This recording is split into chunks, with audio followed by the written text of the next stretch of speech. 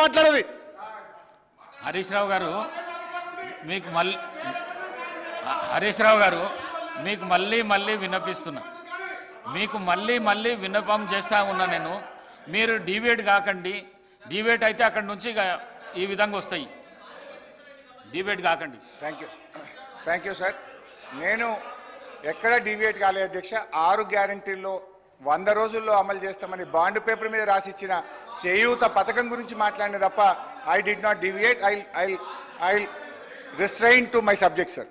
అధ్యక్ష, అయితే ఇప్పుడు ఏం జరుగుతుంది అధ్యక్ష? పోస్ట్ ఆఫీస్ దగ్గర బ్యాంకు దగ్గరికి వచ్చి అవ్వాతాతలు మా 4000 ఎప్పుడు పడుతున్నాయి బిడ్డ అని ఎంతో ఆర్తితో ఆవేదనతో అడుగుతున్నారు. దివ్యాంగ సోదర సోదరీమణులు దీనంగా ఎదురు చూస్తున్నారు. ఒంటరి మహిళలు కంట నీరు పెట్టుకుంటున్నారు. వితంతువులు, డయాలసిస్ పేషెంట్లు, బోధకాలు బాధితులు, నేతన్నలు, గీతన్నలు 4000 పింఛన్ ఎప్పుడొస్తుందా అని కళ్ళు కాయలు చేసుకొని చూస్తున్నారు అధ్యక్ష. ఇవాళ పరిస్థితి ఏంటంటే అధ్యక్ష, 4000 మాట దేవుడు ఎరుగు, ఆ ఇచ్చే 2000 కూడా చక్కగా వస్తలేదు అధ్యక్ష. అధ్యక్ష, మే నెల పెన్షన్, జూన్ నెల పెన్షన్, 2 నెలల పెన్షన్ ఈ రోజు వరకు పెండింగ్ ఉన్నది. ఇవాళ 27వ తారీఖు అధ్యక్ష. రామ్మోహన్ రెడ్డి గారు. అధ్యక్ష, అధ్యక్ష ఇప్పుడు 57 నిమిషాలకు 72 నిమిషాలు వాళ్ళ టైం దియంగా 72 నిమిషాలు మాట్లాడారు అధ్యక్ష. అరే బడ్జెట్ మాట్లాడితే మీకు ఇప్పుడు అవునండి.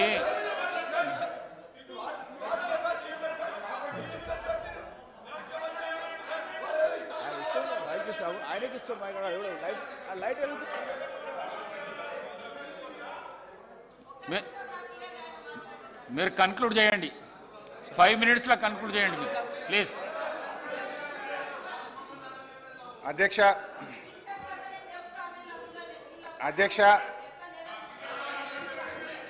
మేమనేది ఒకటే అధ్యక్ష, ఇప్పటికైనా 4000 పెన్షన్ ఇవ్వండి.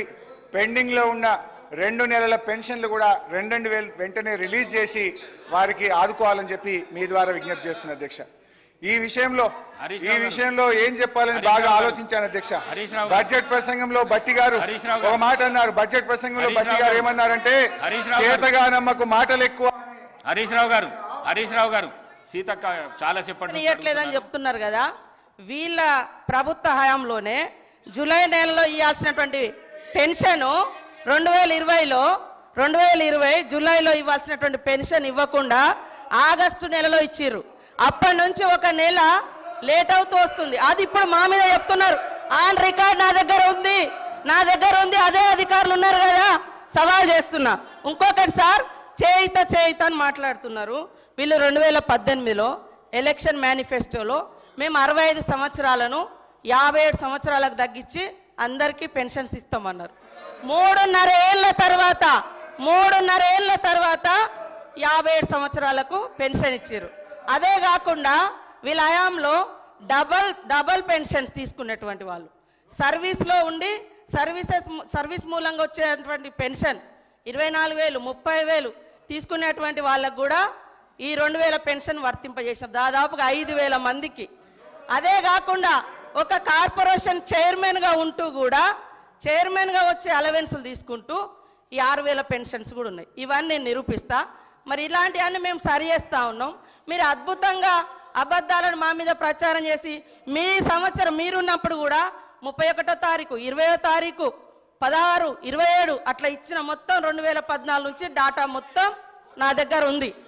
మీరు చెప్పటే కరెక్ట్ అని చెప్పి మిగతా వాళ్ళంతా తప్పు, మేము తప్ప ఇక ఈ దేశాన్ని పరిపాలించటం లేరు, అందరు తప్పులు అనేటువంటి విధంగా మాట్లాడడం సరైనది కాదు.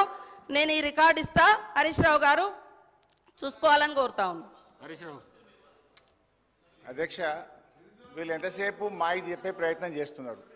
మేము సరిగా చేయలేదు కనుకనే మమ్మల్ని ప్రతిపక్షంలో కూర్చోబెట్టారు. రేపు మీరు కూడా ఈడికి వస్తారా? మరి రాండి, మీరు అదే తప్పు చేస్తే మీరు ఈడికి వస్తారు, మేము ఆడికి వస్తాం. అధ్యక్ష, సరే, సీతక్క గారితో నా మనవి, అక్క రివ్యూ చేసుకోండి. మే జూన్ నెలల పెన్షన్ రాలేదు. ఇప్పుడు జూలై నెల 27వ తారీఖు, 3 రోజులు అయితే ఆగస్టు వస్తుంది. 3 నెలల పెన్షన్ పెండింగ్ అవుతుంది. నేను ఊర్లలోకి పోయి డైరెక్ట్గా పెన్షనర్లతో మాట్లాడి చెప్తున్నా. ఇవాళ ఉదయం అసెంబ్లీలో మాట్లాడితే కనుక నా కాన్స్టిట్యున్సీకి ఫోన్ చేసి పెన్షనర్ని అడిగి తెలుసుకొని 1-2 సార్లు క్రాస్ చెక్ చేసుకొని మాట్లాడతా. నేను అట్లా తొందరపడి మాట్లాడాను. 2 months పెండింగ్ ఉంది, 3rd month కాబోతుంది.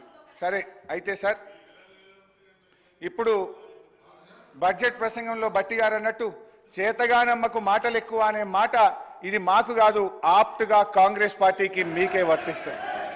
అధ్యక్ష, మొత్తం మీద వీళ్ళ స్ట్రాటజీ ఏమిటంటే ఎన్నికలప్పుడు బజాయించు హామీల డంక అమలు చేయకుండా ఉండేందుకు వెతకాలే ఏదో ఒక వంక.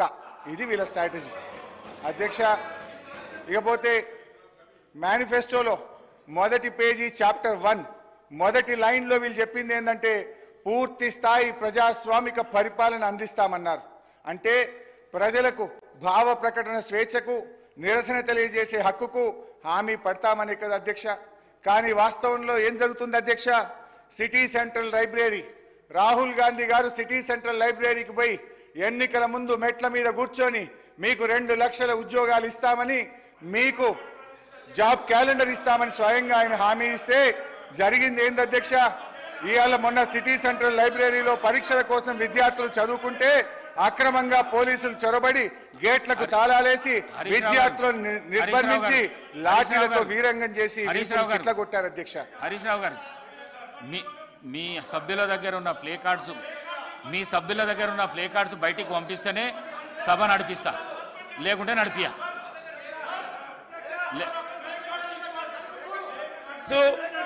ప్లే కార్డ్స్ కు సంబంధించి మీరు పదే నిబంధనలను ఉల్లంఘించి చేస్తా ఉన్న గౌరవ సభ్యుల పైన చర్య తీసుకోవాల్సిందిగా మేము డిమాండ్ చేస్తా ఉన్నాం అధ్యక్ష. ప్లీజ్. అధ్యక్ష, ఆ సిటీ సెంట్రల్ లైబ్రరీలో ఉన్న పుస్తకాల రచయితల ఆత్మలు ఘోషించి ఉంటాయి అధ్యక్ష.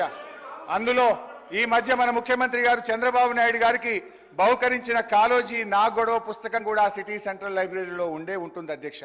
రేవంత్ రెడ్డి గారి ప్రజా పాలన ప్రతాపం చూసి పాపం కాలోజీ ఆత్మ ఎంత తల్లడిల్లిందో, కాలోజీ నా గొడవ ఎంత ఘోషించిందో అధ్యక్ష. నడి రోడ్డు మీద నిరుద్యోగులపై లాఠీలు జులిపించడమే మీరు చెప్పిన పూర్తి స్థాయి ప్రజాస్వామ్యమా? ఆర్ట్స్ కాలేజీలో జరుగుతున్న లాఠీ చార్జీని చిత్రీకరిస్తున్న జర్నలిస్టును అసభ్య పదజాలంతో బూతులు తిట్టి కొట్టడమే నా కాంగ్రెస్ మార్కు ప్రజాపాలన? అంగన్వాడీలను, ఆశా వర్కర్లను తమ డిమాండ్ల సాధన కోసం రోడ్డెక్కితే అణచివేత, ప్రతిపక్ష కార్యకర్తలపై ప్రతీకార దాడులు. మొత్తం మీద కాంగ్రెస్ పార్టీ తెచ్చిన మార్పు ఎట్లా ఉందంటే విద్యార్థినీలకు ఇస్తామన్న స్కూటీలలో లేదు, పోలీసులు విచ్చలవిడిగా ప్రయోగిస్తున్న లాఠీలా ఉంది అధ్యక్ష. హరీష్ రావు గారు, కన్క్లూడ్ చేయండి. టైం అయిపోయింది, కన్క్లూడ్ చేయండి సార్. అట్లా కాదు సార్, ప్లీజ్. 15 నిమిషాలు అధ్యక్ష. ఈ ప్రభుత్వంలో లా అండ్ ఆర్డర్ ఎంత ఘోరంగా దెబ్బతిన్నదో, ఎందుకంటే హోంమంత్రిగా కూడా ముఖ్యమంత్రి గారే ఉన్నారు, మరి ఇవాళ ఆర్థిక మంత్రి గారు కూడా సమాధానంలో చెప్పాలి. ఈ ప్రభుత్వం వచ్చిన 8 నెలల కాలంలో లా అండ్ ఆర్డర్ బాగా దెబ్బతిన్నది అధ్యక్ష. మర్డర్లు ఈ ప్రభుత్వం వచ్చిన తర్వాత మన ఈ 8 నెలల కాలంలో 500 మర్డర్లు జరిగినాయి అధ్యక్ష. Dacoities 60, robberies 400, theft cases 10,000, rape cases 1800 rape కేసులు అయినాయి అధ్యక్ష. పోయిన జూన్ నెలలో ఒక్కటే జూన్ నెలలో ఒక హైదరాబాద్ నగరంలో 28. సార్, నేను దయచేసి హరీష్ రావు గారిని కోరుతా ఉన్నాను. నడి రోడ్డు మీద మిట్ట మధ్యాహ్నం 2 అడ్వకేట్లని చంపి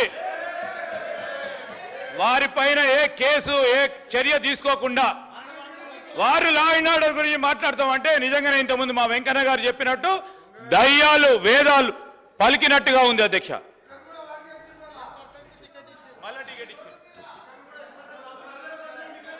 అధ్యక్ష, కన్క్లూడ్ చేయండి ప్లీజ్. సార్, నేను రాష్ట్ర ప్రయోజనాలు దృష్టిలో పెట్టుకొని మాట్లాడుతున్నాను.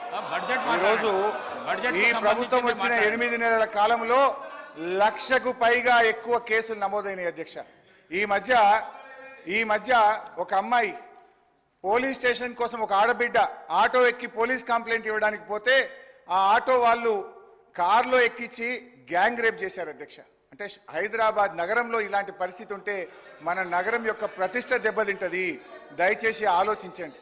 నేను ఇంకో మంచి ఎగ్జాంపుల్ కూడా చెప్పాలనుకుంటున్నా అధ్యక్ష. ఒక్క నిమిషం.